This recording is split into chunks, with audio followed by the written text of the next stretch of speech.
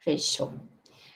Bom, gente, então, como segue o nosso protocolo de LGPD, né? Tá todo mundo de acordo com a gravação aqui dessa chamada, que é uma chamada, né, de um compartilhar bastante especial, que é um compartilhar da Mais XP, que é uma iniciativa do BeHealth junto, que é uma iniciativa que a gente busca promover a saúde dos colaboradores através de temas que a gente vai trazendo de diversos aspectos da área da saúde. E é muito especial também porque a gente está com um convidado, que é o professor Andrei Maier, que é neurocientista, professor da UFSC, e trabalha com divulgação científica também. Então, Andrei, antes de tudo, eu queria agradecer a tua participação, ter aceitado o nosso convite, né, apesar da correria de aula e de todas as atividades que tu faz. E queria te pedir também para tu se apresentar, falar um pouquinho sobre a tua formação, sobre a tua área de atuação, para quem ainda não te conhece, né? Porque temos um professor famoso Claro. aqui. Putz, quem me dera. Pessoal, boa tarde a todos. Queria já de cara agradecer vocês pela atenção. Se vocês estão aqui, porque vocês têm algum interesse em ter essa conversa. E eu sei que esse é um horário que está todo mundo com soninho. Eu já aproveito para dizer que é normal sentir sono agora, tá? Mesmo que você não tivesse almoçado, é normal sentir sono de tarde. Isso é humano. E, poxa, para quem não me conhece, então, aliás, obrigado, Thaís, pelo convite, obrigado, Ladine, por me receberem aqui. Fico muito feliz, pessoal, de verdade, eu fico muito, muito feliz de falar dessa temática. Para mim, isso é lazer, não é trabalho. Então, para quem não me conhece, pessoal, atualmente sou professor da UFSC, aqui do Departamento de Ciências Fisiológicas. Eu me chamo de neurocientista porque eu tenho projetos científicos na área de neurociência, né? Sou formado, acho que não tem ali no textinho, né? Eu sou biomédico, vamos colocar assim. Sou formado em um curso lá da UFRJ, que seria uma espécie de biomedicina. Tenho mestrado, doutorado e um pedacinho de pós-doutorado em fisiologia com foco em neuro, em cérebro, tá? Que é a minha paixão desde que eu sou criança, realmente. Desde criança eu sou fascinado pelo cérebro, por comportamento e continuo até hoje. Atualmente eu tenho linhas de pesquisa aqui na UFSC, em colaboração com a FRJ, tenho linhas de pesquisas envolvendo aprendizado, atenção. Estou começando a explorar cientificamente a parte de sono, que é um tema que eu gosto muito, que eu falo muito. Mas além dos meus trabalhos como pesquisador e professor, eu tenho também o trabalho de divulgação científica. Eu comecei a fazer há um ano e pouco atrás, né? Atualmente eu faço no Instagram, no TikTok, no YouTube e não sei mais, assim, múltiplas plataformas, né? Textos, vídeos, eu tenho um podcast chamado Culpa do Cérebro, com vários episódios, que eu falo de temas sobre atenção, aprendizado, motivação, vício, hábitos, disciplina. O último episódio foi sobre TDAH, o que é o TDAH, os sintomas, o tratamento. O próximo episódio, acredito que vai ser sobre tratamento de insônia, remédios para dormir. E basicamente é isso, pessoal. Estou aqui aberto, né, para a gente conversar. Por favor, fiquem à vontade para colocar o que vocês quiserem, experiência pessoal, perguntas. Vai ser um prazer bater um papo sobre isso com vocês. Obrigada de novo, Andrei, em nome de todo o laboratório. Como vocês viram, o Andrei tem muito conhecimento, né, para compartilhar com a gente. E muito conhecimento específico sobre esse tema que a gente trouxe, né, que está literalmente no nosso cotidiano. E, como vocês sabem, né, a gente colocou para rodar essa semana um formulário com algumas perguntas. Então, a ideia foi trazer as dúvidas dos bridges para esse compartilhar, né? E as principais dúvidas que surgiram, né, o maior número foram relacionados a hábitos, então a gente vai trazer algumas aqui. E como o Andrei falou, né, quem quiser, enfim, levantar a mão, pedir para, enfim, trazer alguma experiência ou trazer mais alguma dúvida, fica super à vontade, como ele falou. E aí, para começar a falar sobre a força dos hábitos, queria que o Andrei falasse um pouquinho, então, sobre o que é um hábito, né? O que define esse conceito de hábito e como que ele se forma. Legal, claro. Esse é um dos temas realmente que mais me perguntam, assim, gente. Quando eu abro caixinha no Instagram, né? Com esse tema, motivação, meu Deus do céu, assim, mas é muita pergunta, mas é muita.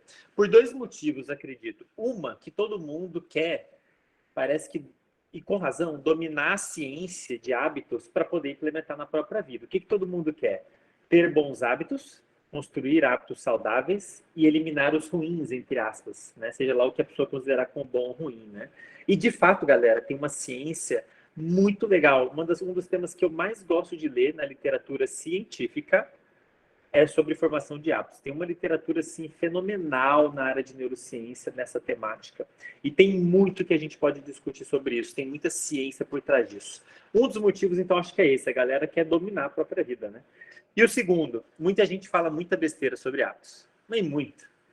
O que eu ouço de besteira, do ponto de vista científico, sendo falado sobre hábitos, esse é um negócio, até porque eu acho que é um conhecimento que não é muito discutido, né?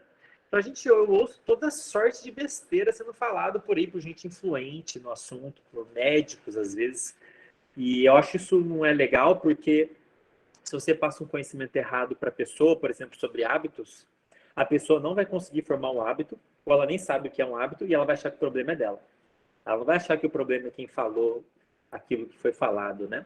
Então, acho legal ter a oportunidade de a gente discutir, fico feliz de ter a oportunidade de discutir isso aqui com vocês, e quem sabe ter mais gente falando do assunto, né, com propriedade. Pessoal, o que é um hábito? É um comportamento que foi automatizado. Ele está mais automático. O seu cérebro, ele viu que aquele que tem um comportamento específico, que ele é realizado muitas vezes, ele é frequentemente realizado, e ele sempre leva algum resultado bom, interessante.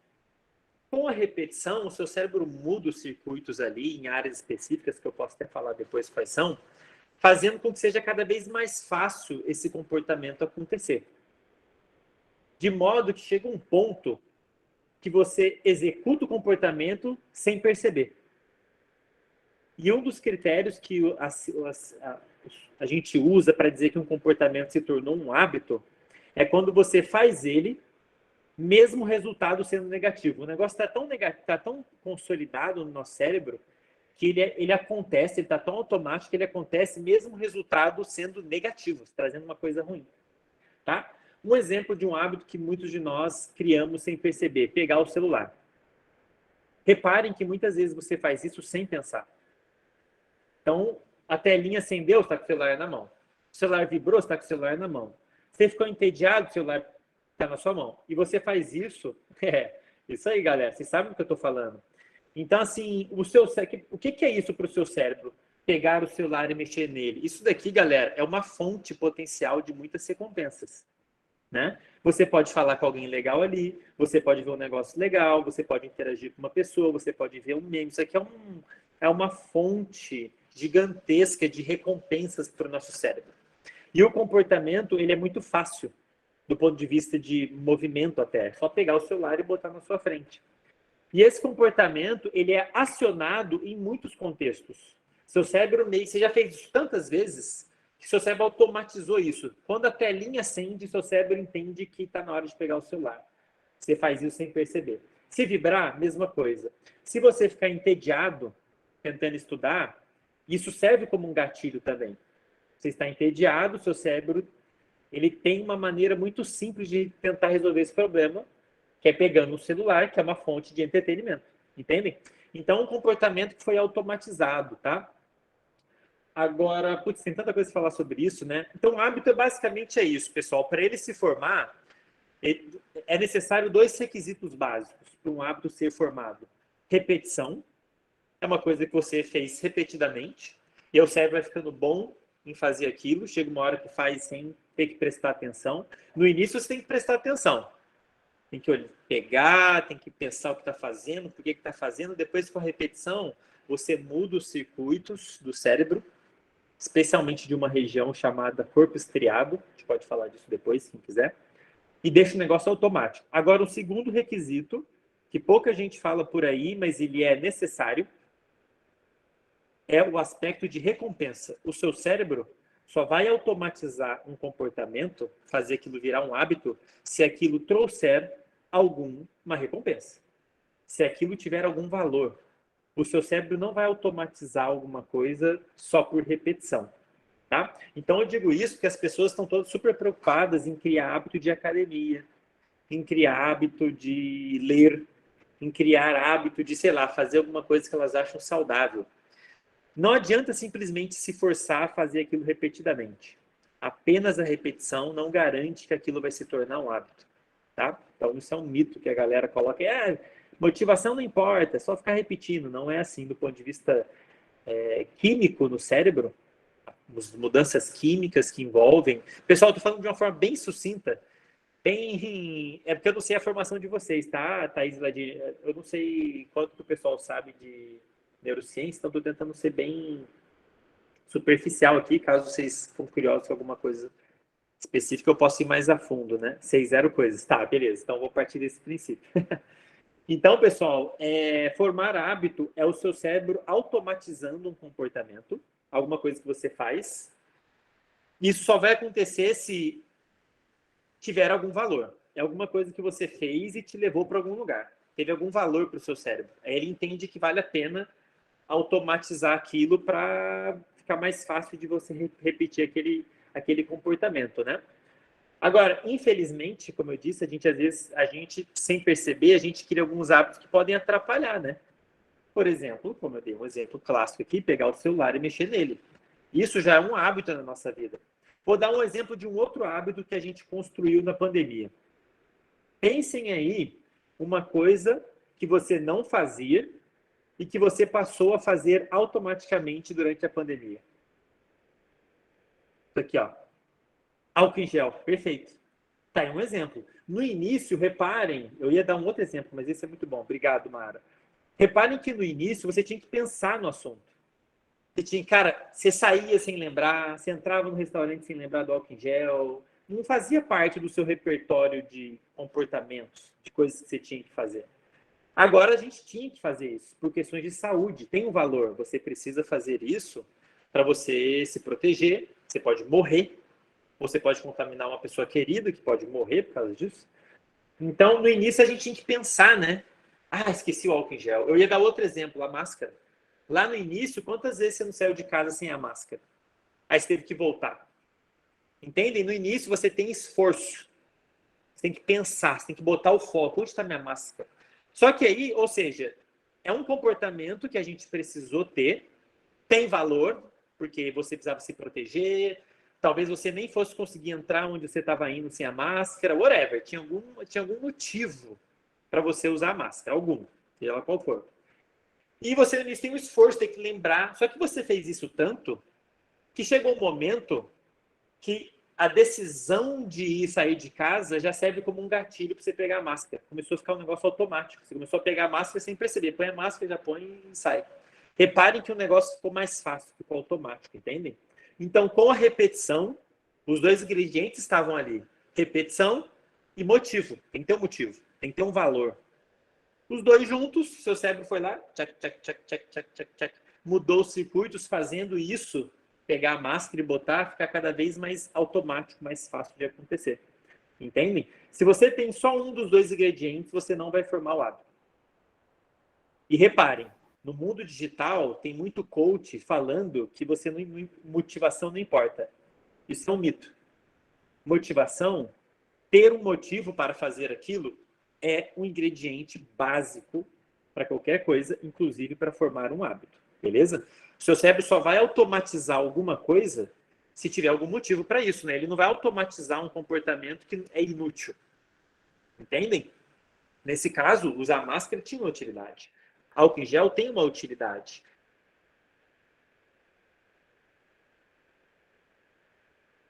Uma ideia do geral? Deixar eu ficar falando aqui, assim, vai virar um podcast. Deu, sim. Deu uma pequena travadinha, não sei se foi só para mim, mas deu para pegar, assim. Bom, passando para a pergunta seguinte, então, né? Dentro desse grande tema que é hábitos, o pessoal trouxe algumas perguntas bem diretas sobre isso. E a primeira que a gente trouxe aqui é a diferença, né? O pessoal quer entender qual que é a diferença entre rotina e hábito, né? E qual que é a importância de ter uma rotina também. Nossa. Tá, eu vou tentar ser breve, tá, gente? Porque são excelentes as perguntas, mas assim, dá para falar tanta coisa. E aí, por favor, me interrompam, tá? Se tiverem perguntas ou se já tiver ficado claro. Pode confundir mesmo. Ter rotina é você executar o mesmo padrão de comportamento todos os dias. muitos desses comportamentos pode ser que sejam hábitos, mas não necessariamente. Você pode seguir uma rotina simplesmente porque está anotado na sua agenda, entende? Tem lá anotado na agenda a tarefa 1, 2 e 3, mas não quer dizer que essas tarefas 1, 2 e 3 são um hábito para você. Quando a gente diz que é um hábito, a gente quer dizer que o nosso cérebro executa aquilo automaticamente. Você tem um gatilho, alguma coisa que liga o hábito, o hábito acontece, você nem percebe e pronto. É automático o negócio. Agora, você pode seguir uma rotina de atividades, mesmo muitas dessas tarefas, ou todas, não serem hábitos. Entendem? Hábito é um comportamento automático no seu cérebro. Rotina é você seguir uma sequência de atividades de uma forma organizada e repetida, mas pode ser porque esteja na sua agenda, ou pode ser que alguém esteja te falando para fazer aquilo. Pode ser que você fique seguindo uma rotina e não necessariamente elas vão se tornar um hábito. Entendem? Não necessariamente, tá? Agora, bom, vamos lá. A importância da rotina, né? Alguém falou alguma coisa aqui? Acordo cedo. Ah, aliás, tá aí um bom exemplo. O horário que você vai dormir, que você acorda, eles devem acontecer sempre no mesmo horário. Se não estão acontecendo no mesmo horário, é porque tem alguma coisa errada. Seu sono não tá legal. Ponto final. Não tem talvez. É isso, tá? Deveria estar acontecendo sempre no mesmo horário. O horário que você sente sono e o horário que você acorda. Eu sei. Eu tô sendo enfático porque eu sei que a galera não tá nesse cenário. Só que reparem, o horário que você acorda, que você dorme, não é um hábito seguindo a definição que eu falei. O horário que você sente sono depende de outros fatores. O seu cérebro não vai fazer você sentir sono num horário, porque aquilo... Eu sei que comumente a gente fala, eu tenho o hábito de dormir tal horário. Mas ir dormir não é um comportamento que se torna um hábito seguindo aqueles critérios que eu falei, como, por exemplo, pegar o celular ou pegar a máscara. Tá? O horário que você sente sono e acorda depende muito de um outro mecanismo que envolve um mecanismo no nosso corpo que marca a passagem do tempo sozinho. Você tem um reloginho interno que está marcando a passagem do tempo. Isso, ciclo circadiano. Na hora que chega no horário X, final do dia, o reloginho fala assim, ei, tá na hora de dormir. Na hora que chega o horário de acordar, ele fala, ei, tá na hora de acordar. Tá? Se você não está indo dormir e acordando mais ou menos na mesma hora, isso quer dizer que o seu reloginho está confuso. Tá? Ele não está marcando a hora do jeito certo e isso é ruim. Tá? Inclusive, só para fechar aqui a pergunta anterior, todas as células do nosso corpo, o nosso corpo inteiro tem relógio. Tem relógio no corpo inteiro. E para eles marcarem a hora certinha, é importante que a gente execute as atividades sempre no mesmo horário. Que está aí um dos motivos que é importante a gente ter rotina. Se você tem uma rotina de tudo, o horário que você acorda, o horário que você toma café, o horário que você vai trabalhar e estudar, o horário que você almoça, o horário que você faz exercício físico. Se você tem uma rotina, se você faz sempre no mesmo horário, isso é ótimo para manter o reloginho, o seu relógio interno marcando, funcionando direito. E isso é benéfico vou falar devagar para vocês entenderem com clareza. Isso não é bom, isso é necessário para o seu corpo e o seu cérebro funcionarem direito. Para você conseguir ter foco atencional, você depende disso. Para você dormir bem, você depende disso. Para você ficar de bom humor, depende disso. Para você ter disposição ao longo do dia, depende disso. Se os relógios do seu corpo não estiverem funcionando direito, todas as funções do corpo ficam prejudicadas. Hormônio, qualquer uma, gente. Hormônio, digestão, metabolismo, disposição, energia, foco, tudo. Tá? Então, um dos maiores motivos para se ter rotina é para o seu corpo conseguir se organizar. Imagina que o seu corpo é uma empresa. Não é importante ter uma organização na empresa? Primeiro o fulano vai produzir, depois o Beltrano vai fazer o marketing, depois sei lá, vai... Se o negócio não estiver organizado temporalmente, vira uma zona. O pessoal do marketing quer fazer o trabalho, mas não tem um produto. Aí o produto não está pronto, o pessoal vendeu e não tem produto no estoque, entendem? O corpo é a mesma coisa. O corpo, as células todas, elas têm que estar em sincronia, igual uma sinfonia. E ter rotina É a melhor maneira de você garantir isso, mesmo que as tarefas que você executa não sejam um hábito propriamente dito. Mas que bom que eles acontecem, mesmo que você siga uma agendinha. Fundamental que você mantenha a mesma rotina, o melhor que você puder, sempre. O horário que você acorda, o horário que você faz exercício, o horário que você toma café, o horário que você... Beleza?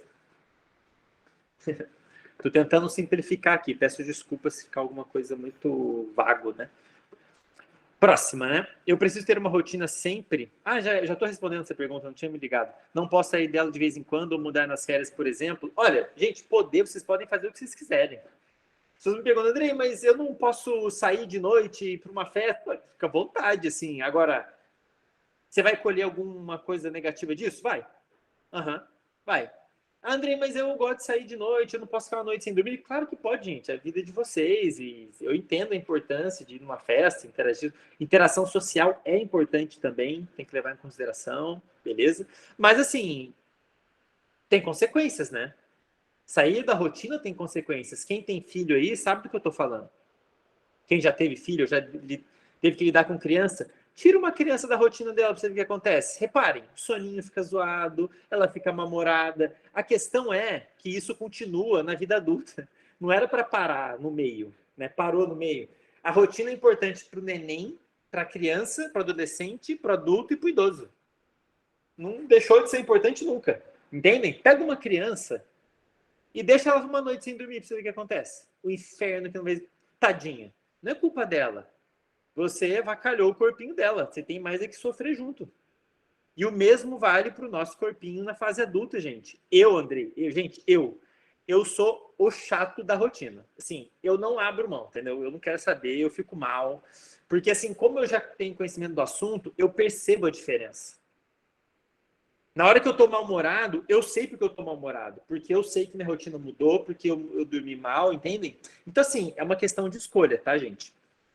Não precisa ter rotina sempre. Na verdade, você não precisa ter rotina nunca. Só arque com as consequências. Se você, Andrei, eu quero ficar bem, eu quero desempenhar bem, eu quero dormir bem, eu quero ficar bem-humorado. Então, você precisa ter e manter a rotina sempre. Beleza? Um dia ou outro vai trazer malefício? Vai. Não é tão grande, porque foi só um dia ou outro. Mas algum vai, né? Concordam? Por exemplo, parte da rotina é dormir no horário X, né? Fica sem dormir. O que vai acontecer no dia seguinte? Você fica um caco. Não consegue fazer nada direito. Concordam? Então, assim, aí vai de cada um, né? E reparem, isso aqui é importante. Mudar nas férias, tá? Legal, você tem uma rotina, aí chega nas férias. Eu vou perguntar uma coisa aí para vocês. Por que é que você quer mudar sua rotina nas férias? Por que é que você não está tendo uma rotina deliciosa todos os dias? O que está rolando? É o seu trabalho? O que está te forçando a ter uma rotina que você não gosta, que você queira mudar nas férias? Se perguntem isso. A minha rotina, galera, atualmente, né? Eu sei que tem questões de trabalho, mas é bom você pelo menos estar ciente. Andrei, eu não tenho a rotina que eu quero por causa do trabalho. Beleza, pelo menos você sabe disso. Talvez você possa considerar mudar o trabalho. Não estou brincando. Se estiver prejudicando a sua saúde, talvez possa ser uma meta da sua vida, né? Mas eu não mudo minha rotina. Minha rotina é a mesma. Sábado, de domingo a domingo. Inclusive, pessoal, nas férias, comigo é o contrário. Nas férias eu sofro. Porque é nas férias que eu saio da rotina. Eu saio de férias, eu volto doente. Toda vez. Eu saio de férias, vou lá para casa do meu pai, aí eu tenho que sair da rotina, porque a rotina acaba sendo afetada, né, pelo dia a dia maluco de outras pessoas. Eu volto doente. Eu saio da minha rotina. Então, assim, o ideal, galera, é que você tenha uma rotina que você goste e saudável todos os dias. Não era nem para você estar pensando, poxa, eu vou esperar as férias para ter uma rotina diferente. Quando devia ser uma rotina ótima todo dia, né? Todos os dias. Se não é, convido vocês a identificar o motivo. Por que não é? Beleza? Legal. Andrei, mandaram uma dúvida no chat aqui, que eu acho que combina um pouco com a próxima, então eu vou ler ela e Tá. a outra junto. o Agostinho perguntou se há necessidade de procurar um prazer ou recompensa a curto prazo associado às ações que queremos que se torne um hábito. Aí ele comentou, né, que tu falou que deve existir um motivo para aquilo, mas se o motivo for a longo prazo, o sofrimento para que essa ação se torne um hábito é mais complicado, né? E eu acho que talvez tenha um pouco de relação ali com a disciplina, com Tem, metas a longo prazo, né? tem. Vou responder por partes, né? Sim, você quer formar um hábito, quer que uma coisa se torne mais fácil de ser feita, né? No dia a dia, né? Então, por exemplo, estudar, né? Como é que você vai conseguir fazer estudar se tornar um hábito no dia a dia, né? De fato, vai ser muito difícil fazer isso se, prestem atenção, se você não enxergar algum valor em cada sessão de estudo. Antes de mais nada, a mesma coisa vale para ir à academia, a mesma coisa vale para fazer dieta, a mesma coisa vale para juntar dinheiro. Qualquer uma desses objetivos de longo prazo, o objetivo, né? Você vai com o objetivo que está longe, daqui um ano, daqui anos, daqui meses. Para você conseguir manter ele diariamente, todos os dias, você tem que ter claro como que aquela atividade diária tem relação com aquele objetivo que está longe. Seu cérebro tem que entender como que executar aquilo hoje está te levando mais próximo daquele objetivo que você quer muito no futuro. E sim, para você formar um hábito, para você facilitar um hábito ser formado, tem que ter alguma recompensa associada, tem que ter algum motivo para você fazer aquilo. Por exemplo, se eu falasse para você assim, todo dia eu quero que vocês espetem um dedo com uma agulha, tá? Todo dia. Todo dia, 9 da manhã, espete o seu dedo com uma agulha por 10 minutos. Beleza? Vocês acham que isso vai se tornar um hábito? Você todo dia vai me xingar. A primeira coisa que você vai fazer é me perguntar, para quê? A primeira coisa que você pergunta para uma pessoa, quando ela te pede para fazer algo que você não sabe o motivo, você pede o motivo. Você fala, por quê? Para que eu vou fazer isso? Se eu não te der um bom motivo, você vai ficar se espetando. Uma hora você vai parar. Aquilo ali, o seu cérebro não vai automatizar o comportamento de espetar o dedo, porque aquilo não tem motivo nenhum. Não tem razão, não tem recompensa com aquilo. Entende? Então você. E assim, André, então, será que tem como eu, sei lá, eu estudar e comer um hambúrguer para o meu cérebro associar o estudo com uma coisa boa? Muito difícil fazer isso. Você não consegue enganar seu cérebro. Você não, como é que você vai se enganar? Se você estudar, vai ter ser uma coisa boa. Você realmente tem que acreditar que alguma coisa boa vai vir das suas sessões de estudo. Você vai passar numa prova. Você vai abrir uma clínica muito top. Você vai ficar reconhecido. Você vai ganhar dinheiro. Alguma coisa boa você tem que entender que vai vir daquela atividade, entende? É muito difícil você sabotar o negócio. Seu cérebro sabe que ficar espetando o dedo com a agulha não vai te trazer nada. Ele sabe disso. A não ser que eu te convença aqui de que tem algum motivo. Mas se não for o caso contrário, isso não vai se tornar um hábito. Espetar o dedo com uma agulha, entendem? Agora, nossa, é tanta coisa que falar disso, estou selecionando aqui. Assim, quando a gente vai ter disciplina, né? O que é você ter disciplina de uma atividade? É você executar aquela atividade regularmente com alguma frequência.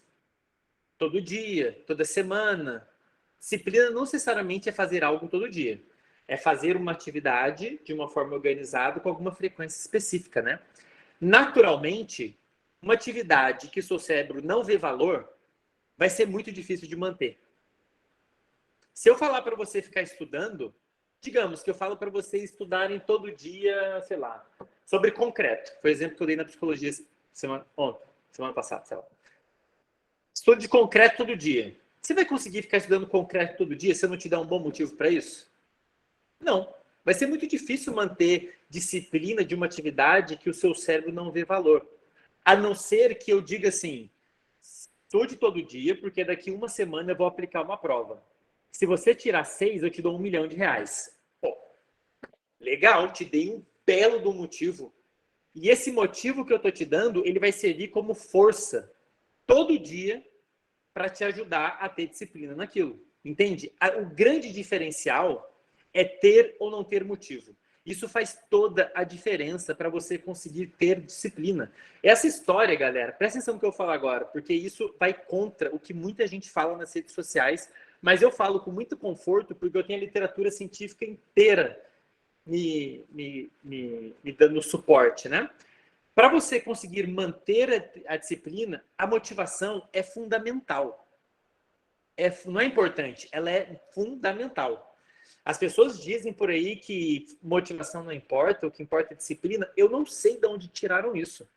Porque é praticamente impossível um ser humano conseguir manter disciplina em uma atividade por muito tempo se não houver um motivo para isso. Quanto tempo você vai continuar se espetando agulha no dedo se eu não te der um motivo para isso? Talvez você não faça isso nem um dia. Para que você vai se espetar? Entendem? Então, assim, isso é fundamental para a pessoa que quer se manter numa dieta. Porque é que ela diariamente vai ter o esforço de se controlar para ter uma alimentação específica, se ela não tiver um motivo claro para isso. Tem uns trabalhos muito legais descaracterizando isso, pessoal. Vou dar um exemplo aqui que eu dei no Instagram há algum tempo atrás. Imagine que você está com muita fome, muita. Está com muita fome. Aí você sentou e eu botei na sua frente um hambúrguer delicioso do Uncle Joe's, que eu adoro. Uncle Joe's, quem não conhece, é a hamburgueria daqui. Inclusive, eu tenho cupom de desconto, quem quiser. Brincadeira, não tem não. Imagina que tem um Uncle Joe's na sua frente, você adora, você está com muita fome. Você vai sentir muita vontade de comer, não vai? Só que digamos que eu falo assim para você, não coma esse hambúrguer. Só falo isso. Qual vai ser a primeira pergunta que você vai me dar? Por que não? Você vai me pedir um motivo para não comer o hambúrguer. E aí digamos que eu falo assim, se você não comer esse hambúrguer agora, eu te dou R$1.000. Pô, sério, vocês comeriam ou não comeriam? Eu vou chutar que vocês deixariam de comer. Você quer muito, você vai ter que se esforçar, porque você se controlar exige esforço mental. Para você controlar um impulso como esse, você precisa ter esforço. Só que agora eu estou te dando um bom motivo para fazer isso, R$1.000. Agora imagine isso diariamente. Imagine todo dia você ser tentado por um hambúrguer. Tá? Você só vai conseguir ter força para se controlar e se manter disciplinado na dieta de não comer hambúrguer se você tiver um motivo claro na sua cabeça para estar fazendo aquilo. Entende o que eu quero dizer? Então, para você conseguir manter a disciplina de qualquer atividade, o motivo tem que estar muito claro. Muito claro. Agora, o que isso tem a ver com hábito? Tá? Não muito na realidade, são coisas diferentes. Porque, quer dizer, mais ou menos, uma coisa que se tornou um hábito, ela é mais fácil de você se manter disciplinado. Por exemplo, falo assim para vocês, vocês precisam ter disciplina de mexer no celular todo dia. Pô, vai ser difícil fazer isso? Você mexer no celular todo dia já é um hábito, já é um comportamento que é fácil de acontecer, entende? Hábito, pensem assim, um hábito é um comportamento que é fácil de acontecer. Então, é mais fácil de ter disciplina neles. Um comportamento que não é um hábito, ele é mais difícil de manter na disciplina. Exemplo, ir à academia para algumas pessoas. Pessoa sedentária. Vai ser mais difícil ter a disciplina de ir à academia. Conforme ela mantém esse comportamento, se ela tiver um motivo claro de ir à academia, o porquê e o que ela está colhendo com aquilo, com o passar do tempo, isso vai ficando mais fácil de acontecer, entendem? E com o tempo é mais fácil manter a disciplina dessa atividade. Tá? Então, quanto mais forte for um hábito, mais fácil é você manter uma disciplina dele. Tá? Essa é a relação entre disciplina e hábito. Mas, de qualquer forma, independente do comportamento, a disciplina depende de ter ou não um motivo. Tá? Tem que ter motivação. Inclusive, por que você quer ter disciplina, gente? Pensa aí você que quer ter disciplina em alguma coisa. Pensa aí, por que você quer ter disciplina? Você vai me dar algum motivo. Andrei, porque eu quero perder peso, porque eu quero ganhar peso. Reparem que querer ter disciplina por si só já tem um motivo. Já é uma motivação. Então, falar que motivação não importa é uma insanidade, assim, é uma explosão, é de doer, assim. Não faz o menor sentido, não faz o menor sentido, sabe? Suspeito que quem fala isso é porque tá se referindo fala de motivação como se fosse sentir vontade, que de fato é uma outra coisa. Mas, enfim, tá errado, tá? Motivação é super importante. Tá dando para entender, gente? Assim, Andrei. Tá? Bom, a próxima pergunta fala sobre a dificuldade de manter um hábito, que eu acho que talvez, não sei se parece um pouco contraditório ali, que tu comenta que o hábito está relacionado à facilidade de fazer, né, alguma coisa. Mas, de qualquer forma, né, como seria, o que a gente precisa para manter um hábito ou um comportamento que a gente quer que se torne um hábito? Olha, depois que um hábito, do ponto de vista neurológico, tá? No cérebro, depois que um comportamento se tornou um hábito, na verdade é o contrário. Você vai ter dificuldade em se livrar dele. Porque reparem, o que acontece no cérebro? Você faz uma tarefa A e ganha uma recompensa A. Aí seu cérebro fala, então se eu fizer A, eu ganho A. Vou fazer de novo. Faz A, ganha A. De novo, A, ganha A. Então você faz uma coisa, ganha algo. Faz aquela coisa, ganha de novo. Com o tempo, o seu cérebro não é idiota, você vai tendo. Toda vez que você faz e ganha alguma coisa em troca, seu cérebro libera sinais químicos específicos, um especial chamado dopamina, que promove mudanças no circuito do cérebro. Pessoal, estou falando de mudanças físicas, tá? Não é tipo esoterismo. São mudanças nas conexões dos neurônios do cérebro em lugares específicos. É como se você mudasse a engrenagem no cérebro, de modo que fica cada vez mais fácil fazer aquilo. Seja lá qual for o comportamento. Fica cada vez mais fácil, exige menos esforço fazer aquilo, entende? E chega num ponto que o negócio mudou tanto que é até difícil desfazer a mudança. Então, assim, depois que um comportamento se tornou um hábito realmente, você não vai ter dificuldade nenhuma em mantê-lo, porque você mudou as conexões no seu cérebro de modo que aquilo ali está fácil de acontecer. Vou dar um exemplo para vocês. Experimentem perder o hábito, tentar se livrar do hábito de não pegar o celular e mexer nele. Cara, vai ser muito difícil. Há quanto tempo você está fazendo isso? Anos? O seu cérebro ele está muito bom em pegar o celular para mexer nele em inúmeras situações. Vai ser muito difícil você frear esse comportamento. Vai ser muito difícil se livrar desse hábito. Para você conseguir controlar isso, só tem um jeito, você não ficar com o celular perto de você. Ainda assim, você várias vezes vai ter o impulso de pegar ele, você vai procurar o celular. Você vai, cadê meu celular? Várias vezes. Então, assim, depois que virou um hábito, você mudou as conexões, é difícil até você não manter isso. Beleza?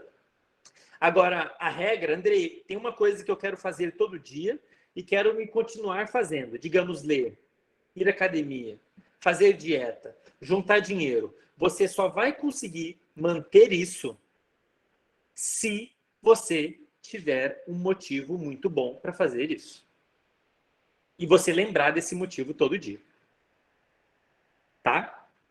Você só vai conseguir manter um comportamento se tiver um motivo para isso. Seu cérebro não é besta. Ele só quer fazer as coisas que tragam alguma coisa em troca. É assim que a banda toca. Se não tem motivo, se você está fazendo o que alguém mandou fazer, grandes são as chances de que você vai largar no meio. Que é um motivo ruim, fraco. Entendem? Agora, com o tempo, você vai fazendo e vai colhendo benefícios. Se o seu cérebro for registrando, nossa, eu fiz isso e ganhei isso. Olha, fiz de novo, ganhei de novo. Fiz de novo, com o tempo, esse comportamento, como eu disse, ele vai ficando mais fácil. E aí vai ficando cada vez mais fácil de manter ele no seu dia a dia. Mas essa mágica só vai acontecer se você tem que ser você, enxergar um motivo para estar fazendo aquilo. Não pode ser o coach, não pode ser o nutricionista, não pode ser o médico. Eles vão te falar. Mas quem tem que ver o motivo é você. O seu cérebro tem que ver o valor daquilo. Tá? Esse faz uma diferença enorme, tá? Beleza? Professor, o Bruno trouxe uma pergunta, só que eu acho que talvez ela tenha um pouco mais de relação com a parte de procrastinação que a gente vai falar depois, então eu vou só dar uma segurada. Tá. E queria engatar a próxima, que tu acabou já falando um pouquinho, né? Mas que o pessoal trouxe ali no nosso formulário, que é como largar um vício, né? Ou, no caso, um hábito que a pessoa considera nocivo, né, ou vê como negativo. Tá, pessoal, preparem-se para ficar chocados com o que eu vou falar agora. A minha intenção é deixar vocês chocados durante essa conversa. Um vício na cocaína, tá? Sabe o que é o vício na cocaína do ponto de vista científico? Nada mais é do que um super hábito. Isso que eu acabei de falar sobre hábitos é justamente o que gera um vício. O que todas as drogas têm em comum, galera? Todas as drogas que geram vício têm isso em comum. Elas geram um sinal no seu cérebro de recompensa. Elas fazem o seu cérebro, elas estão enganando o seu cérebro. Elas fazem o seu cérebro achar que usar a droga é muito bom. Usou a droga e gera um sinal de que aquilo é muito bom. Aí faz o cérebro, muda os circuitos do cérebro, faz a pessoa querer usar mais a droga. Daí ela usa mais a droga. Aí gera um sinal de que aquilo foi muito bom.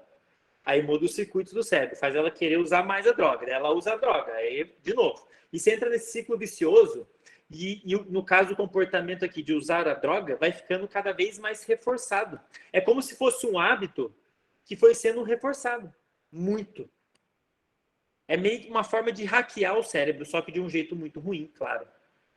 Então, a droga, o que elas fazem é estimular uma área do cérebro, fazendo o cérebro achar que usar a droga é muito bom. Tem um valor enorme. Está enganando, né? Porque não tem valor nenhum, na verdade, né? Não tá realmente colhendo nenhum benefício disso, né? E o vício é isso. É você um super hábito. Pense em um hábito muito forte no cérebro, é o vício. Usar a droga. Um dos mais difíceis de largar é o cigarro. Por quê?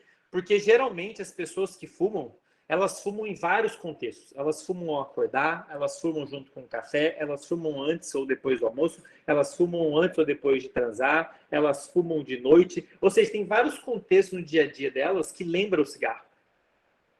Então, você tem um circuito lá no cérebro delas que diz assim, tomou café? Hora do cigarro. Liga o hábito, né? Hora de fumar. Daí a pessoa vai lá e fuma.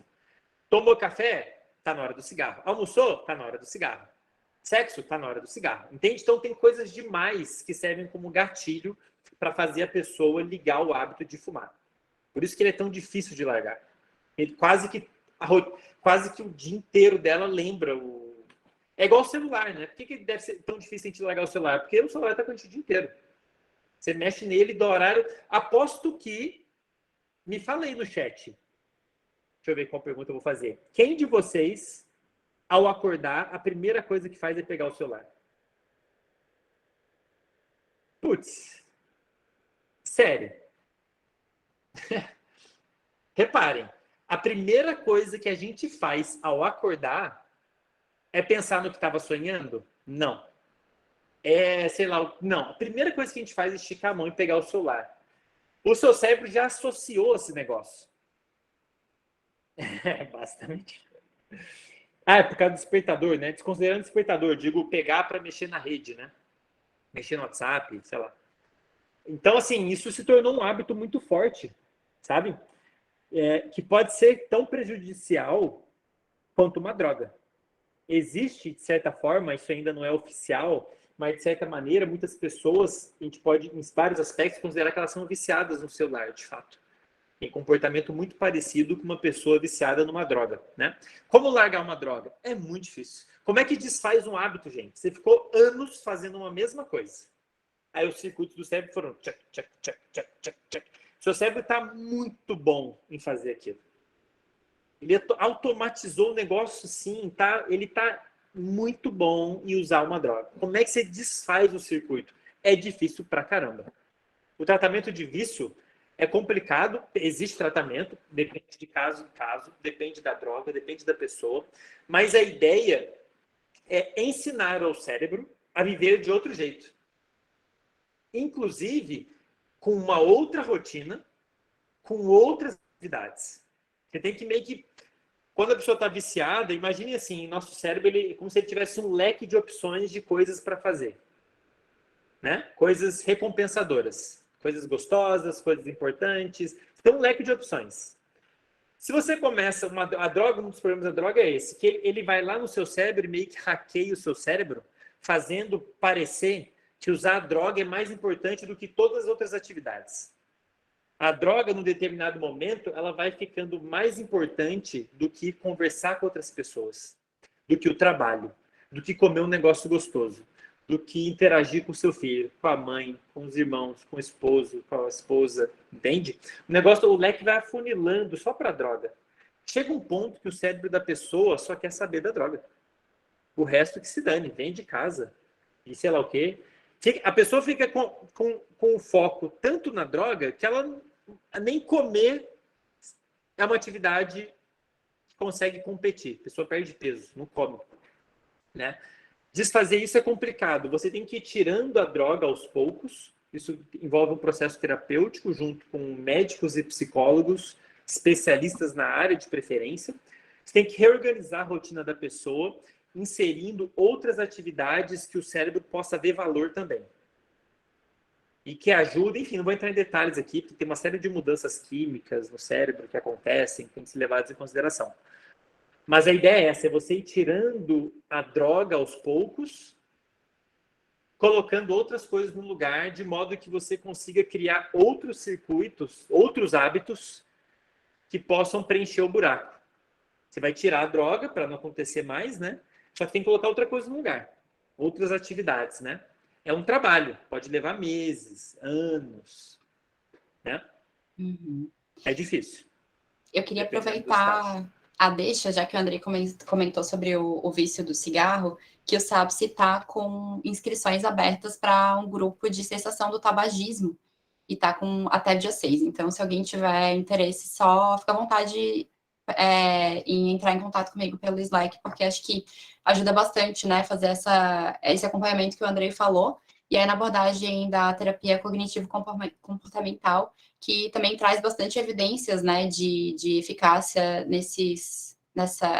na mudança desses hábitos, né. Bom, Perfeito.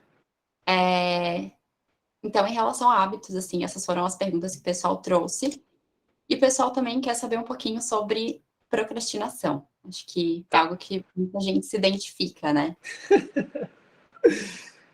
Ah, legal. Pessoal, pode parecer que a gente está mudando de assunto, mas a gente está falando do mesmo assunto. Do mesmo. Tem tudo a ver com motivação, com ver motivo, com você querer chegar nos seus objetivos. Alguém levantou a mão? Fui eu, queria puxar a pergunta do Bruno, que ele mandou há um Ah, tempinho, e tá, eu acho que beleza. pode encaixar legal aqui. Ele Claro. trouxe assim, ele perguntou se o medo pode estar relacionado ao fato de não iniciar ou remover um hábito, né? Mesmo a pessoa tendo um objetivo, um motivo para aquilo. Sim. Então vamos lá, pessoal. Pensem aí comigo uma tarefa que você já procrastinou ou procrastina muito. Pensem agora. Eu vou dar 3 opções para você estar fazendo isso. Uma, você não vê valor nela. Você tem que fazer porque alguém falou que você tem que fazer. Só que pensem, você talvez não veja valor naquilo. Não tem valor nenhum para você. É um negócio que tipo, tem nada a ver. O que eu quero dizer não tem valor? Não está de nenhuma forma alinhado com seus objetivos. Então, digamos, você tem um sonho de se tornar neurocientista, como foi o meu caso. Quero saber tudo de cérebro. Aí alguém fala que você tem que estudar concreto.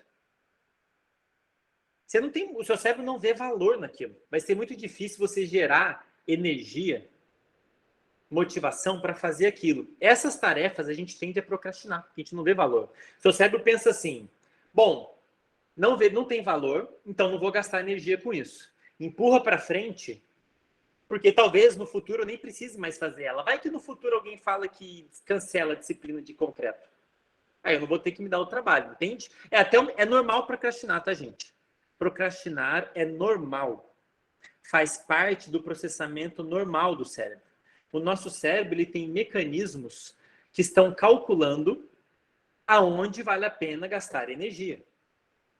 E nosso cérebro ele quer gastar o mínimo de energia possível e ter o máximo de retorno possível. É óbvio, é tipo você não vai investir dinheiro. Você quer o mínimo de risco possível, ganhar o máximo possível, né? Quer botar seu dinheiro onde você tem mais chances de ganhar, seu cérebro está fazendo isso. Então, na hora que uma atividade que você não vê muito valor, a tendência é você procrastinar mais ela. Tipo, pagar a conta. Entendem? Agora, e reparem, o contrário. Uma atividade que você adora, você não procrastina, né? Quem é que procrastina ir no cinema para ver um filme que você ama? Pô, Pô, quando é que você procrastinou isso? Se você adora o filme, tá esperando, você vai ficar enrolando para ir? Ou se não procrastinar uma viagem para Europa?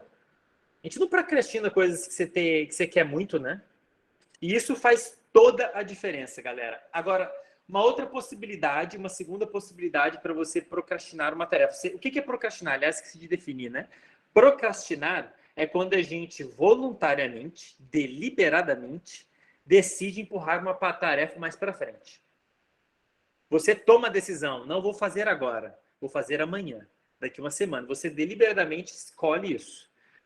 Um motivo é esse que eu falei. Você não vê valor na tarefa. Então, não tem por que fazer ela agora. Vou fazer alguma outra coisa mais valiosa, que vale mais a pena meu tempo, minha energia.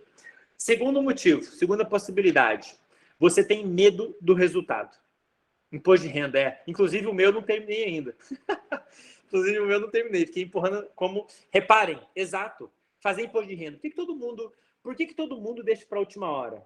Gente, imposto de renda não só tem pouco valor para nós, como também tem um valor negativo. Você vai talvez perder dinheiro. Putz, cara, eu vou empurrar o máximo que eu puder. Tem muitas outras coisas que valem mais meu esforço. A gente só acaba fazendo porque chega o prazo, próximo do prazo, e a gente fica com medo da punição de não enviar o imposto de renda. E aí, o medo de não entregar o imposto de renda serve como motivação. Entendem? Quando você está longe, a motivação é muito fraca. Ah, não tem por que fazer agora. Está longe, tem tempo e não tem valor nenhum. Não quero pagar, dar mais dinheiro para o Estado. Só que na hora que você chega próximo do deadline, você gera uma motivação. Então, assim, nesse caso, reparem que você procrastinar a tarefa, ela serve até como uma estratégia de automotivação.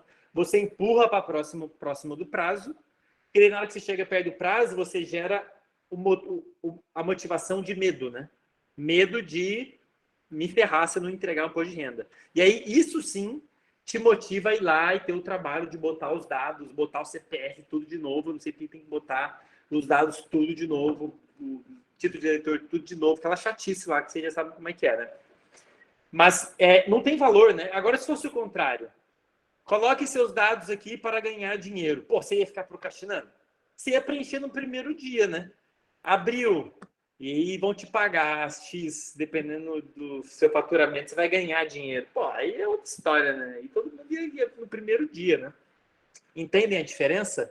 Então, reparem que procrastinação é uma questão de motivação.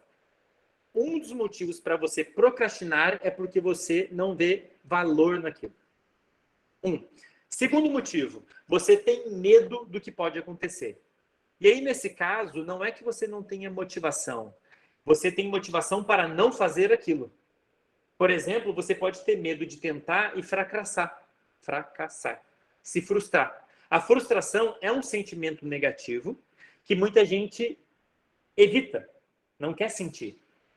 Então, às vezes, não é que a pessoa não veja valor naquilo, mas, na verdade, ela está com medo do resultado. Ela está com uma motivação maior para não fazer, por medo. Medo é um motivador muito forte. Medo do resultado. Então, às vezes, o medo do que pode acontecer faz você ficar empurrando a tarefa para frente. Ah, não vou nem tentar fazer esse concurso, porque vai que eu tento e não consigo. Vou me frustrar.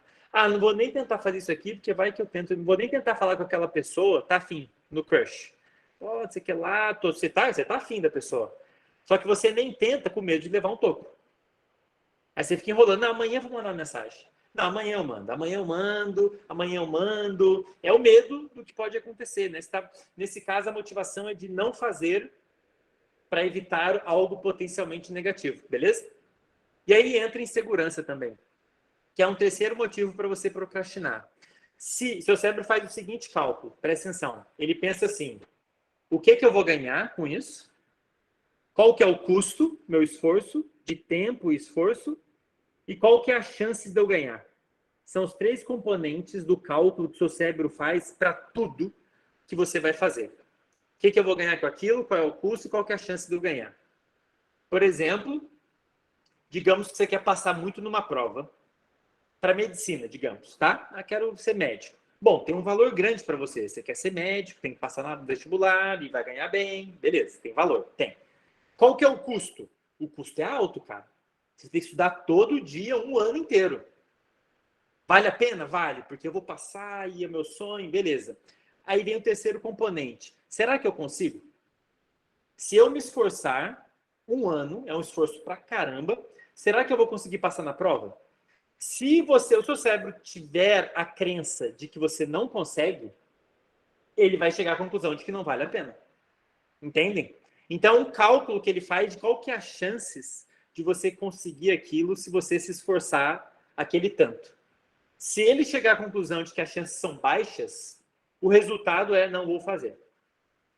E esse é um motivo que pode levar a pessoa, né, se você tem insegurança de como fazer, do que fazer, não sei como estudar, eu não sei se eu consigo, eu não sei por onde começar, essas coisas alimentam você a procrastinar, porque seu cérebro entende que mesmo que você tente, as chances são de que você não vai conseguir. Não tem segurança de que vai conseguir, entende? Então, esses são os três motivos básicos. Pode mapear aí tudo que você procrastina ou procrastinou, você vai ver que cai em um desses três. Ou você não vê valor, ou você não tem confiança de que vai conseguir, ou você tem medo do resultado, tem mais um, na verdade. Ou o custo é muito alto, alto demais. Custo, né, de esforço e tempo. Você vê que batata, vai cair num desses aí, qualquer coisa que você esteja procrastinando, e não tem problema procrastinar, galera, é normal, eu procrastino. Direto, aliás, aqui, ó, vou mostrar um negócio pra vocês aqui, ó. Isso aqui eu procrastino pra caramba, ó, isso aqui. Quem é professor aí vai me entender, ó. Prova, tá? Corrigir prova. Eu acho um saco. É muito chato corrigir prova. Então, assim, é uma típica atividade que eu fico enrolando para começar. E tenho dificuldade em manter. Porque eu não vejo muito valor, assim, né? Eu vou corrigir, isso não vai fazer muita diferença na vida do aluno, a não ser a nota em si, não vai fazer muita diferença na minha vida, é só uma burocracia do sistema, mais ou menos, né? Então, eu não vejo muito valor. Entendem o que eu quero dizer? Andrei, o Fabrício colocou ali no chat se algum distúrbio neurológico, como o TDAH, por exemplo, poderia ser um outro fator. E antes Sim. de tu responder, só queria alinhar que a gente está no nosso tempo, mas quem tiver interesse em continuar, tinha combinado já com o Andrei da gente estender uns minutinhos a mais, que ele também consegue. Então, acho que é isso. Se quiser responder a pergunta dele, a Tá, gente seguir depois. desculpa se eu sou prolixo, tá, gente? É que eu gosto de falar e fico preocupado de todo mundo entender, né? A do Fabrício, TDAH, sim. O TDAH, uma das coisas que explicam os sintomas do TDAH é que eles têm menos de um sinal químico que é o protagonista dessa história toda, que é a dopamina. Dopamina é um sinal químico que é liberado toda vez que alguma coisa de valor acontece ou vai acontecer. Tá? Então, quando eu falo aqui que seu cérebro está vendo alguma coisa, alguma recompensa no futuro, se ele enxergar uma recompensa no futuro, ele libera a tal dopamina, que gera energia e disposição para você chegar lá, beleza? Como se fosse um combustível, né? Pessoal com TDAH, e ela tem vários efeitos no cérebro, inclusive aumenta a capacidade de ter controle, inclusive controle da sua atenção. Infelizmente, isso não é a única coisa que está acontecendo no cérebro de quem tem TDAH, né? É uma delas que explicam vários sintomas. As pessoas têm menos dopamina. Elas têm menos de um sinal químico que está envolvido com motivação e autocontrole, inclusive atencional. É por isso que a pessoa tem dificuldade em colocar o foco onde ela quer e manter o foco lá. É por isso. Como é que eu sei disso? Na hora que você dá um fármaco que aumenta a dopamina, ela começa a ter controle. Tá? E como ela tem menos de um sinal químico envolvido com motivação, sim, pessoas que têm TDAH e não são tratadas, elas tendem a ter dificuldades do ponto de vista motivacional. Tudo isso que eu falei hoje, manter disciplina, formar um hábito, é mais difícil para quem tem TDAH. É fisiologicamente mais difícil para quem tem TDAH. Ponto. E não é o Andrei falando isso, tá? Não estou falando da minha experiência pessoal, não estou falando da clínica, eu estou falando de inúmeras evidências científicas que apontam isso, beleza? Porque a pessoa tem um estado químico diferente. Tem um sinal químico que era para estar maior e está muito baixo. E isso afeta tudo. Afeta a motivação, afeta foco, afeta a capacidade de se manter engajado, afeta a manutenção, ter disciplina, né? especialmente em quem não é tratado, tá?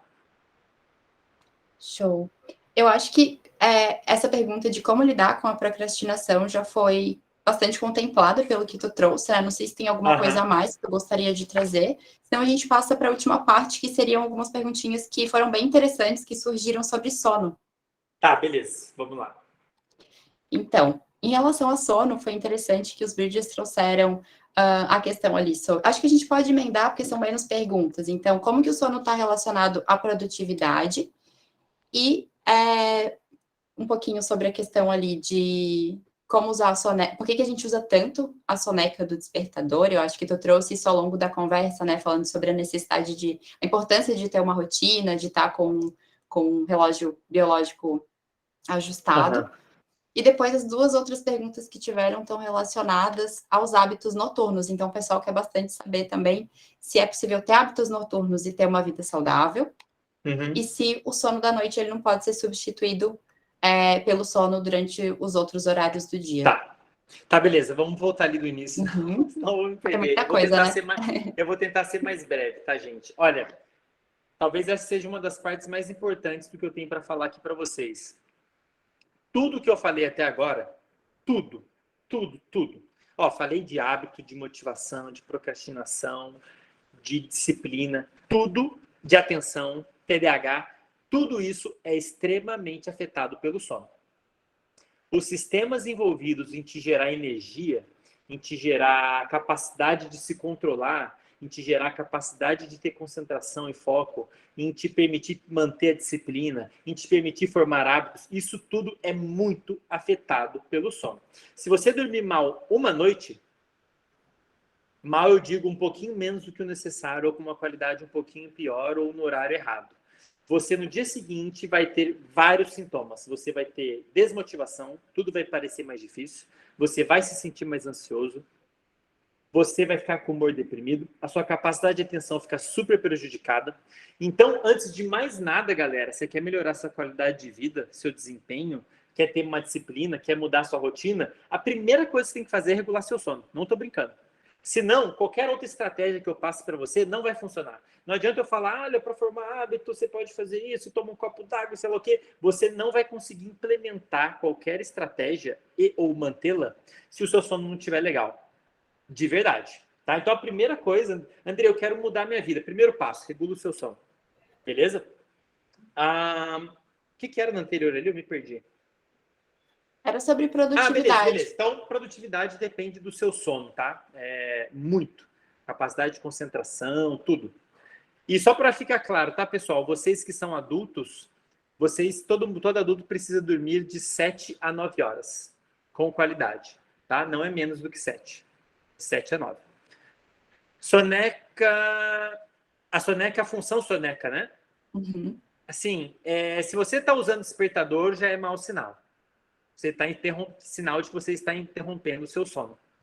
Despertador, pessoal, é um dispositivo criado para interromper o sono. Se você está usando ele, você está interrompendo o seu sono, provavelmente está faltando sono. E eu entendo, André, mas se eu não botar o despertador, eu vou perder o horário e vou ser demitido. Eu entendo, mas saiba que você está interrompendo o seu sono. Esse é um dos critérios que a gente usa para dizer que uma pessoa não está dormindo adequadamente. Usar despertador, tá? E aí a pessoa fica botando soneca, nem é o ideal, porque toda vez que o despertador te acorda, ele gera uma resposta de estresse. Seu coração, bum, bum, bum, bum, bum, libera hormônio envolvido com estresse, que tem um impacto no corpo. Repetidamente, isso pode te predispor a uma série de quadros clínicos, inclusive doenças cardiovasculares. Pode ter um problema cardíaco, as chances de ter um problema cardíaco maior por causa disso, tá? Então, e a soneca, se você põe soneca, você vai levar susto várias vezes, né? Você dorme, leva um susto. Aí dorme e leva um susto. Esse choque que você dá no seu corpo é ruim. Então, se for para acordar com o despertador, recomendo que acorde de uma vez só. Numa vez. Melhor é não usar o despertador e sim é possível, se você regular o seu sono direitinho. Eu não uso despertador há anos, aliás. Beleza? Felizmente, a gente se desconectou disso, né? Em algum momento da nossa vida. Pois é. Tô sendo mais sucinto aqui, tá, gente? Desculpa. As últimas duas são É relacionadas a possível ter hábitos hábitos noturnos. noturnos. Hábitos noturnos e manter a vida saudável. Depende do que quer dizer hábitos noturnos. Se o seu noturno quer dizer depois que o sol se pôs, entre o horário que o sol se pôs e o horário que você foi dormir, tudo bem, né? O sol se pôs 6 horas, você foi fazer jantar, foi jantar. É um hábito, né? Eu janto todo dia, 7 horas, 8 horas, beleza. Agora, se os seus hábitos noturnos estão se referindo à madrugada, a resposta é não. Não é possível ter hábitos noturnos e manter uma vida saudável. Ponto. Nós somos animais diurnos. Nós somos projetados para sermos mais ativos de dia e dormir de noite. Se você trocar isso, você está pagando um preço caro por isso. Esses sintomas que eu citei antes, você vai ter eles. E no longo prazo, você se dispõe a desenvolver depressão, câncer, diabetes, obesidade. A lista é longa, tá? Tudo quanto é tipo de doença crônica, você está predisposto a desenvolver porque seus horários estão trocados. Isso é péssimo. Beleza?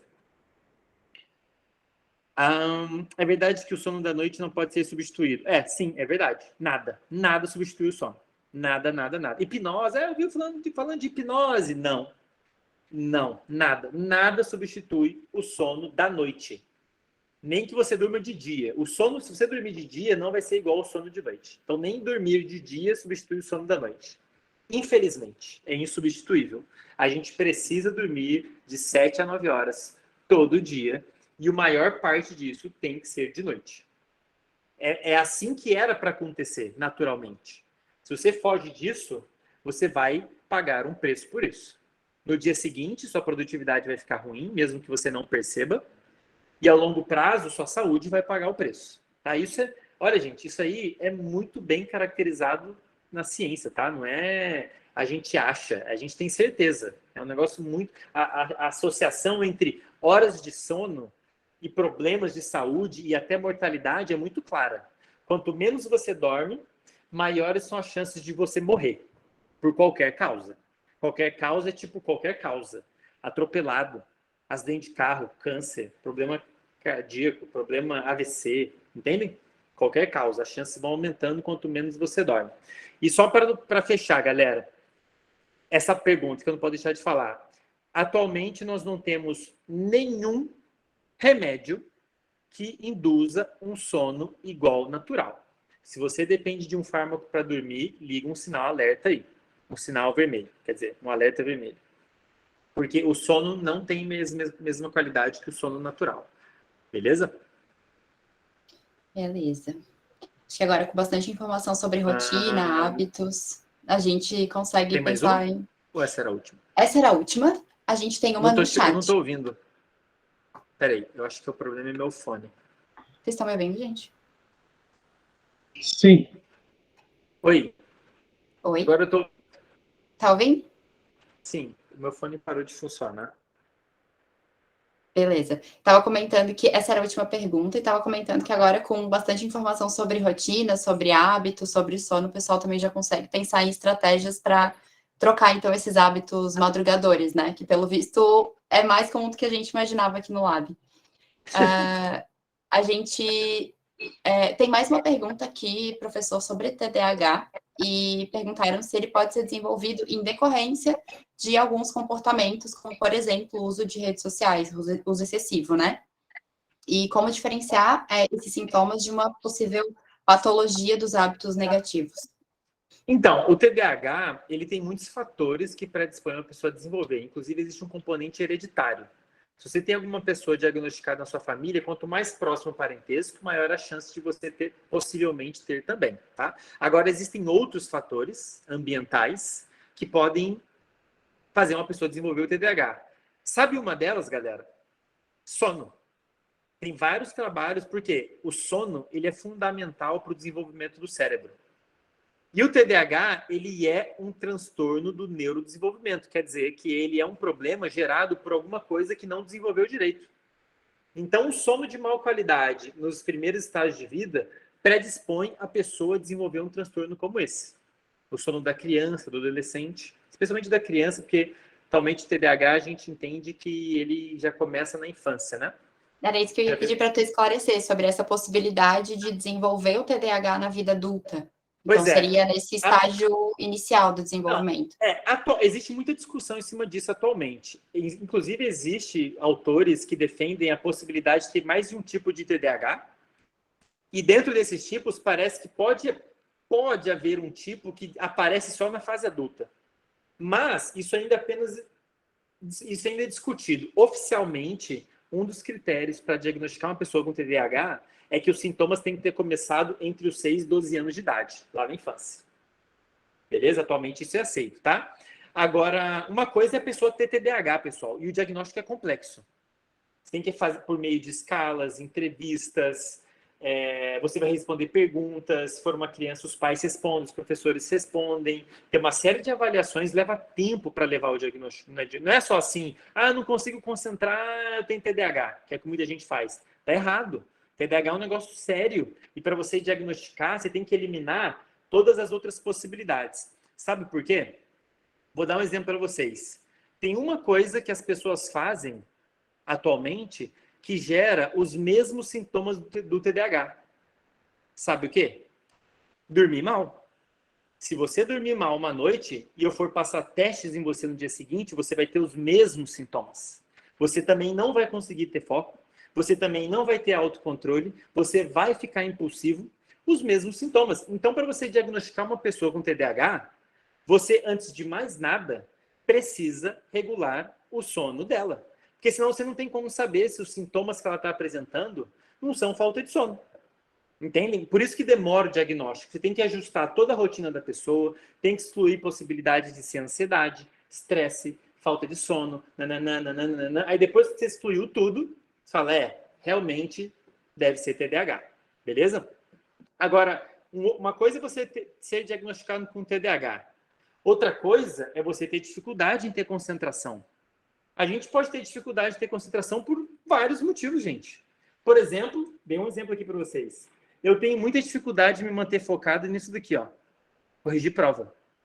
Por quê? Porque meu cérebro não vê valor nisso. E isso muda o meu cérebro quimicamente, assim como a minha capacidade de manter focado ali. Então, o fato de você ter dificuldade em manter a sua concentração numa atividade não quer dizer que você tem TDAH. Talvez você simplesmente não tenha motivação para aquela atividade. Esse é um outro critério necessário para diagnosticar o TDAH. Os sintomas, eles têm que estar presentes em mais de um ambiente.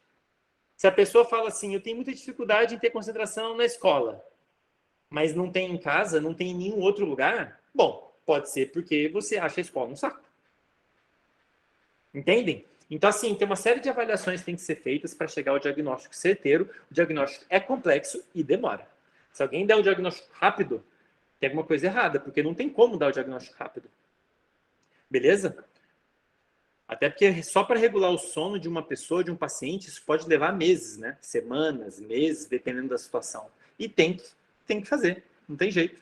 Não adianta sair tomando Ritalina e Venvance sem antes fazer isso, né? Senão você acaba piorando o cenário. Em vez de você ajudar, você piora. Você está dando um estimulante para uma pessoa que não tem TDAH. Isso aí pode ser ruim de várias maneiras, inclusive atrapalhando o sono da pessoa. E aí vira um efeito dominó, né?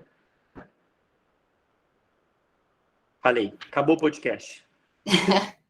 Professor, para a gente fechar a última dúvida, para a gente não passar tanto mais do tempo, colocaram ali no chat se tu poderia comentar um pouquinho sobre a síndrome de burnout e com o que ela está relacionada, né?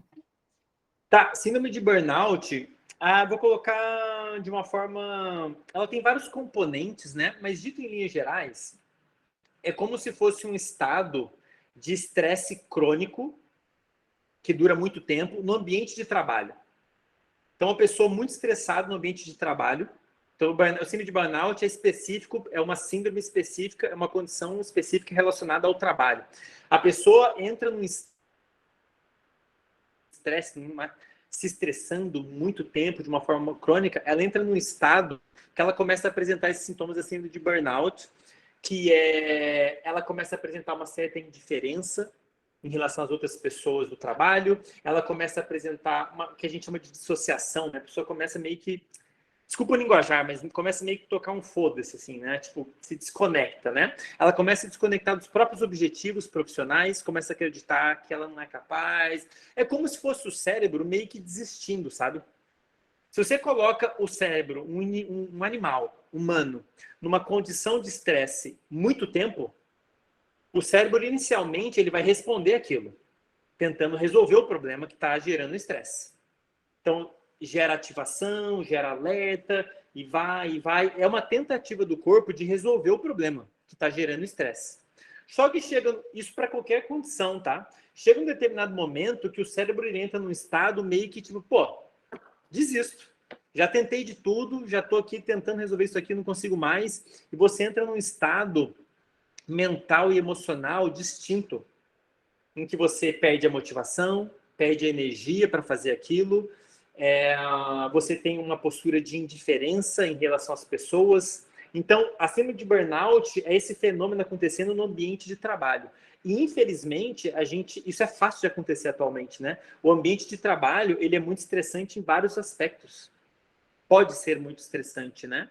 E tem que ficar ligado, porque se uma pessoa fica se estressando no trabalho de uma forma muito prolongada, ela pode entrar nesse quadro clínico, que a gente chama de síndrome de burnout. E aí, enfim, ela tem que se afastar, né? Tem que se afastar do trabalho, fazer todo um tratamento para se recuperar, né? Você tem que tirar a pessoa do ambiente do estressor, né? Mas essencialmente é isso, né? O cérebro meio que jogando a toalha, né? Resumindo, tipo, não dá mais. Já tentei, tô tentando, não dá mais. Deixa quieto. E aí a pessoa tem aqueles sintomas todos, né? De indiferença, desmotivação, perda de energia, perda de confiança, se desconecta dos próprios objetivos profissionais, né? Legal. E ela é uma síndrome que entrou recentemente até, né, no CID, DSM. né? E, isso, no CID, no DSM, Eu né? acho que ele não entrou no DSM, né? Não me lembro agora. No DSM eu não sei, eu sei que no CID entrou, que é mais recente, né? Uhum. Mas legal. Bom, a gente passou bastante do tempo, acho que são assuntos que rendem muito, né? Acho que se a gente tivesse mais uma hora, a gente tranquilamente ficaria mais. Eu coloquei aqui o Instagram e o YouTube do professor, que ele também volta e meia abre caixinha, então para quem tiver mais dúvidas e quiser tirar, é só, enfim, procurar ele nas redes sociais, como ele comentou, tem TikTok agora também, tem podcast. E queria te agradecer de novo, Andrei, foi muito legal trocar essa ideia contigo. O pessoal conseguiu interagir bastante, então. Os vídeos do YouTube são ótimos, a gente tem um fã-clube aqui na gestão, a gente acompanhava o canal do professor. Então, queria te agradecer de novo em nome do laboratório. Imagino. Imagino, Thaís. Eu que agradeço o convite. Obrigado. Desculpa se eu falei demais. Eu gosto muito do assunto, como vocês perceberam. Tem muito para se falar. Quem quiser saber mais, é só me seguir aí no Instagram, no YouTube. Eventualmente eu dou cursos para quem quiser saber mais a fundo. De sono, tem um outro também sobre motivação, disciplina, vício. Tem um curso só sobre isso. Só ficar ligado lá. Beleza, pessoal? E como sempre, para mim, foi um prazer incomensurável. Show, obrigada. Nada, tchau, pessoal. Obrigada por terem ficado um tempinho a mais. Tchau, gente. Tchau, pessoal. Tchau. Tchau, pessoal.